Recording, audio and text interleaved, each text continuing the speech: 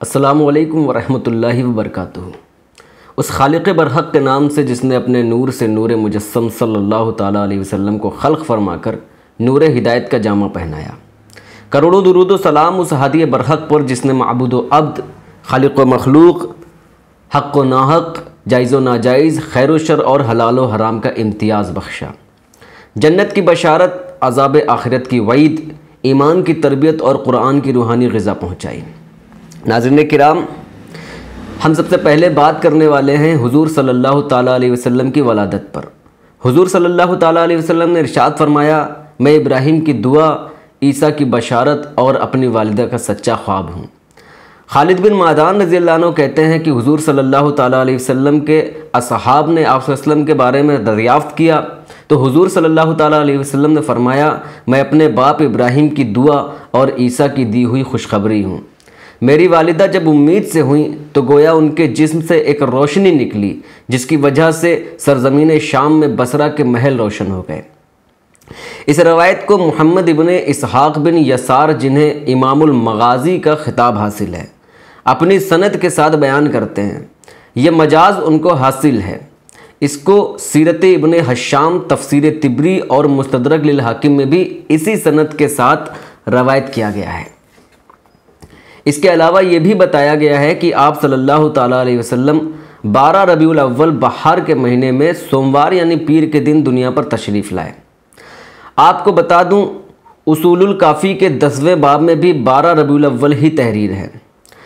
حضرت عرباض بن ساریہ رضی اللہ عنہ کہتے ہیں کہ میں نے رسول اللہ صلی اللہ تعالیٰ علیہ وسلم سے سنا، آپ صلی اللہ علیہ وسلم فرما رہے تھے کہ میں اللہ کا بندہ ہوں اور اس وقت سے خاتم الانبیاء ہوں جب آدم آب و گل میں تھے۔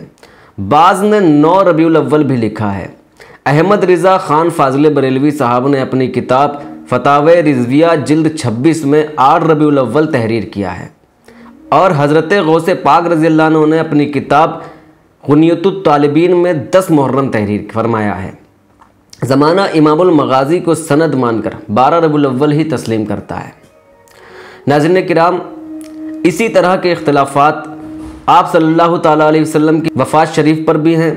ویڈیو طویل ہو جائے گا اس پر، اور حضور صلی اللہ تعالیٰ علیہ وسلم کے نور ہونے پر کسی اور موقع پر گفتگو کروں گا۔ تو چلتے ہیں اپنے اصل مقصد کی جانب۔ اب حضور صلی اللہ تعالیٰ علیہ وسلم اپنے میلاد کیسے مناتے تھے؟ آئیے دیکھیں۔ مسلم شریف کی حدیث نمبر 2750، ابو قتادہ انصاری رضی اللہ عنہ فرماتے ہیں، رسول کائنات صلی اللہ علیہ وسلم سے پیر کے روزے کے متعلق دریافت کیا گیا تو آپ صلی اللہ علیہ وسلم نے فرمایا، میں اسی روز تولد ہوا تھا اور اسی روز مجھ پر پہلی وحی نازل ہوئی تھی۔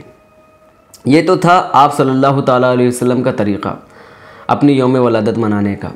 اکثر لوگوں کو بحث کرتے دیکھا گیا ہے کہ صحابہ کرام، تابعین یا تبع تابعین کا یا اہل بیت کا کیا یہی طریقہ تھا ولادت سرکار دو عالم صلی اللہ تعالیٰ علیہ وسلم منانے کا، جس طرح ہم آج منا رہے ہیں؟ دوستو، بخاری شریف کی حدیث نمبر 2812 اور سنن نسائی کی حدیث نمبر 3009 کے اعتبار سے جہنم کی طرف بلانے والی جماعت نے لبیک اللہم لبیک تک پر پابندی لگا رکھی تھی۔ اس کے علاوہ تاریخ کا کوئی بھی ایسا دور نہیں ہے جو عباسی خلیفہ یا اموی خلیفہ کے جبر، ظلم و ستم سے اور جنگ و جدل سے خالی ہو، یہاں تک کہ حضرت قطب المدار رضی اللہ عنہ کے والد کو بھی راہ فرار اختیار کرنا پڑی تھی۔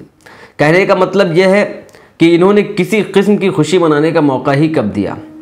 خیر، اب یہ دیکھتے ہیں کہ ہم کیا کرتے ہیں۔ ہم روشنیاں کرتے ہیں جو قابل تحسین ہیں، ہم سبیلے قائم کرتے ہیں اور ثواب لوٹتے ہیں، ہم جھنڈے لگاتے ہیں جو ہماری شناخت ہے، ہم اس موقع پر غریبوں کو گلے لگاتے ہیں، ان کی باز پرس کرتے ہیں۔ یہ عمل باعث برکت ہے جس کا اجر اللہ کے یہاں ہے۔ مگر جب ہم تیز آواز ڈی جے، بڑے بڑے ساؤنڈ، لاؤڈ اسپیکر لگاتے ہیں تو ہم عذاب کے مرتکب ہوتے ہیں۔ چلیے ہم بتاتے ہیں ایسا کیوں۔ جرمنی کی مینز یونیورسٹی کے میڈیکل سینٹر میں 35 سے 75 سال کی عمر کے تقریباً 15,000 افراد پر کی گئی تحقیق میں یہ بات نکل کر آئی ہے کہ ڈی جے یا اس طرح کے آلات کی بڑھی ہوئی ویوز یعنی برقی مقناطیسی لہریں دل کے دورے کی شکل میں ایفٹ کر سکتی ہیں۔ یہی نہیں، دماغی فالج اور خون کے جمنے کا باعث بن سکتی ہیں۔ کئی ممالک کے قوانین میں شور پیدا کرنے کی زیادہ سے زیادہ حد 70 سے 85 ڈیسیبل یونٹ رکھی گئی ہے۔ کیونکہ 85 dB کی شدت والی آواز انسانی کانوں کے لیے حتمی تصور کی جاتی ہے۔ اس سے زیادہ کی آواز قوت سماعت اور انسانی صحت پر منفی اثرات ڈالتی ہے۔ مختصراً یہ کہ شور آلودگی ایکٹ رولز 2000 کے مطابق رہائشی علاقوں میں شور کی حد رات 70 اور دن میں 75 dB مقرر کی گئی ہے۔ تجارتی علاقوں میں دن میں 65 اور رات کو 55 dB مقرر ہے۔ اس کے علاوہ کسی بھی عوامی جگہ پر لاؤڈ اسپیکر یا ڈی جے بجانا تعزیرات ہند کی دفعہ 268 یعنی IPC کے تحت سزا یا جرمانہ ہو سکتا ہے۔ ویسے بھی یہ تو بڑی فضول خرچی ہے۔ بخاری کی حدیث نمبر 1470 کے حوالے سے فرمایا رسول اللہ صلی اللہ تعالیٰ علیہ وسلم نے کہ اللہ تعالیٰ تمہارے لیے 3 باتیں پسند نہیں کرتا: بلا وجہ کی غپ شپ، فضول خرچی اور لوگوں سے بہت مانگنا۔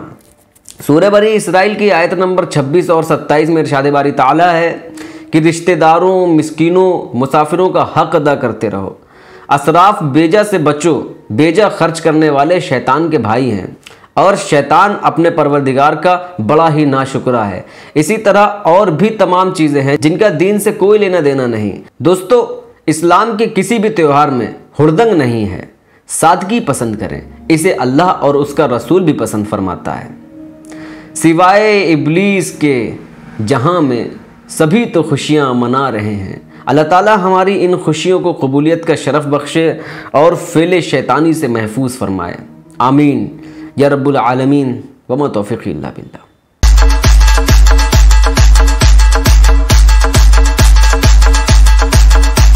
جرمنی کی مینز یونیورسٹی کے میڈیکل سینٹر میں 35 سے 75 سال کی عمر کے تقریباً 15,000 افراد پر کی گئی تحقیق میں یہ بات نکل کر آئی ہے کہ ڈی جے یا اس طرح کے آلات کی بڑھی ہوئی ویوز یعنی برقی مقناطیسی لہریں دل کے دورے کی شکل میں ایفٹ کر سکتی ہیں۔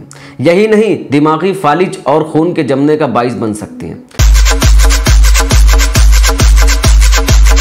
ہم روشنیاں کرتے ہیں جو قابل تحسین ہیں، ہم سبیلے قائم کرتے ہیں اور ثواب لوٹتے ہیں، ہم جھنڈے لگاتے ہیں جو ہماری شناخت ہے، ہم اس موقع پر غریبوں کو گلے لگاتے ہیں، ان کی باز پرس کرتے ہیں۔ یہ عمل باعث برکت ہے جس کا اجر اللہ کے یہاں ہے۔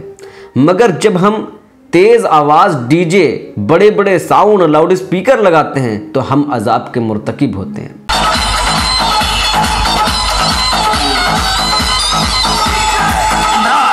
کسی بھی عوامی جگہ پر لاؤڈ اسپیکر یا ڈی جے بجانا تعزیرات ہند کی دفعہ 268 یعنی IPC کے تحت سزا یا جرمانہ ہو سکتا ہے۔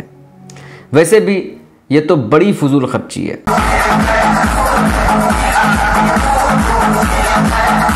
دوستو، اسلام کے کسی بھی تہوار میں ہردنگ نہیں ہے، سادگی پسند کریں، اسے اللہ اور اس کا رسول بھی پسند فرماتا ہے۔ اللہ تعالیٰ ہماری ان خوشیوں کو قبولیت کا شرف بخشے اور فعل شیطانی سے محفوظ فرمائے۔ بخاری کی حدیث نمبر 1470 کے حوالے سے فرمایا رسول اللہ صلی اللہ تعالیٰ علیہ وسلم نے کہ اللہ تعالیٰ تمہارے لیے 3 باتیں پسند نہیں کرتا: بلا وجہ کی غپ شپ، فضول خرچی اور لوگوں سے بہت مانگنا۔ سورہ بنی اسرائیل کی آیت نمبر 26 اور 27 میں ارشاد باری تعالیٰ ہے کہ رشتہ داروں، مسکینوں، مسافروں کا حق ادا کرتے رہو۔ اسراف بیجا سے بچو، بیجا خرچ کرنے والے شیطان کے بھائی ہیں اور شیطان اپنے پروردگار کا بڑا ہی ناشکرا ہے۔ اسی طرح اور بھی تمام چیزیں ہیں جن کا دین سے کوئی لینا دینا نہیں۔